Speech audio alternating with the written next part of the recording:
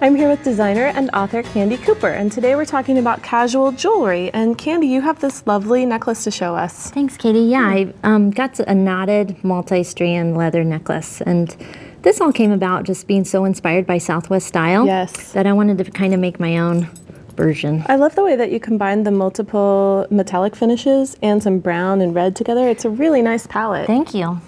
All right, so I'm using this pretty thin metal, or this really thin leather, and these metal beads. I'm so excited about the metal beads because they have large holes. So you can string, because sometimes, I don't know what you think, but I think using leather sometimes is hard because bead holes tend to be small. Right. Does that make sense? Yes, it does. You have to find some beads that you love that have a little bit of larger hole to fit. Right. So I'm starting out, and I just make a knot at the end of the strand, but you want to leave yourself like 1.5 to 2, probably like 2 inches. Okay, and about how long is your leather cord?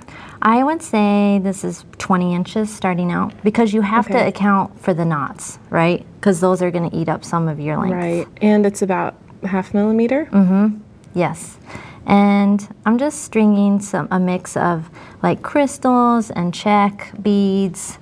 And then after each bead, I just make a knot.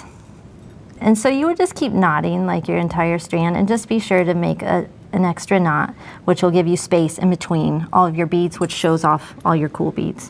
What do you mean? Well, I mean, like leave one knot on the leather and then make another beaded unit separately? Yeah, after you. Oh, okay.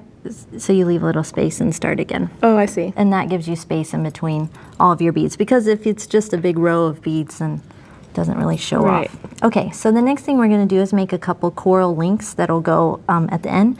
And these are really simple. You just start with a piece of, I'm using 20 gauge wire, string your spacer bead, and then your coral bead, and then another spacer bead. And you can really do this like whatever extra beads and metal. This is a fun way to use beads from your stash. Yeah, you just make it work. And I like that you use the gunmetal with brown. I think normally copper or gold would be more common. This gives it a really neat, interesting look. Thanks, it's kind of mod. It is. So I just got a couple little wrapped loop links, so you'll need 2 of those. And then to finish your necklace, you're gonna make another button closure, because I love buttons. And I have a whole stash, but I've just strung this on the wire, like so. I've got a U shape going with my wire, and I snuck a few spacer beads on the front. But you just flip this over, and you're gonna cross the wires. Okay. And again, low pressure wire work. You just swoop your wire around a couple times. So you're just doing a little bit of a wrap. Yeah, just to secure it really well. And then you trim the excess here, like so. I'll put my finger over the wire so it doesn't fly away and hit you in the eye, Katie. Thanks. That's why I wear my safety glasses here. Yeah. And then you're going to finish the end with a wrapped loop and wrap that around. And I leave it kind of messy because, again, we're going casual, and it should be fun. Right.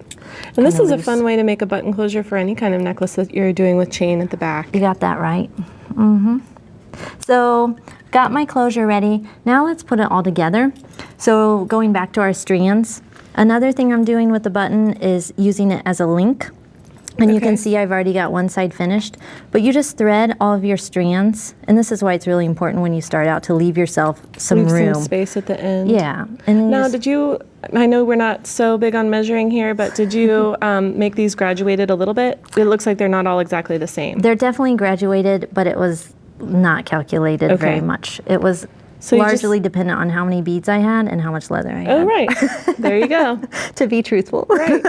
I think that's the way a lot of our designs get going. Yeah. So to put this, to secure the leather to the button link, you're just going to make a fold in all of your leather pieces, and then leave yourself a tail of wire, and then you just kind of, this gets a little scary, but you just kind of crimp it and wrap it and smush it all together. It's the technical.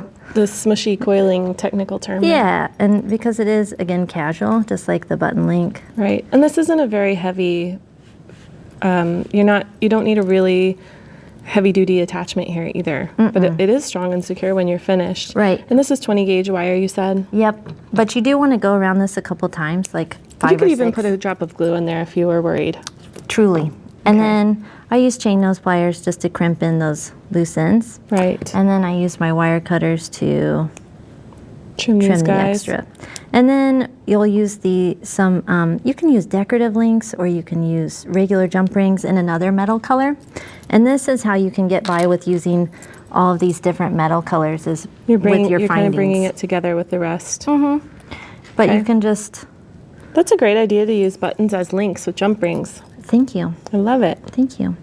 But you're just gonna use this oval link, attach your coral link, and close it, and then use another one to attach this to the end of your chain. Okay. And then and then you'll finish the end with your button. Okay, and when you do get to the end, are you using the chain as your attachment, or would you use another jump ring here? Because this looks like it's unsoldered, so you could use it, right? I conserve where I can sometimes, and this is one case where I would because it just It why makes not? sense, right? Yeah. It's right there, it's large enough. Yeah, why not? And we should tell people before you close it, always close the jump rings to the side like that. Yeah, twist it open. You can usually hear a little click too when the ends meet. Yeah, and this chain is so strong that you kind of have to really muscle it with these. Yeah. Well, that's good because then you know you'll have a secure finish. And you made a little spiral too. I Can you did. show us that really quick? Yep. So to make a little spiral hook, which is great because it just sneaks behind your button closure, Sure. you're just going to use your round nose pliers, Okay. make a little twirl. I know you showed us that on another episode, but It's a favorite It's a good one to closure of see mine. again. it's a favorite. And then you can make a bend, and like I don't worry too much about. I'm just going for a hook shape, and then you swoop it around the wire around to give you that loop, which it'll attach to your chain. right. And then you just wrap this around like that, and you can Okay. go as much or as little as you want. You know, it just depends on what kind of look you want. Okay. These are fun to make though. Yeah, and it's really important now that you work hard in that. Yes, we can work hard in it. Got my bench block here. And I just lay the hook part on and then hammer it. You can also hammer it with the round end, which adds kind of a decorative planished Oh, yeah. look You to get it. that hammered effect. Yep. And then, you know, like I showed, just attach that to the end of your chain. Right, and it's beautiful. And let's take you. another look at your finished samples here.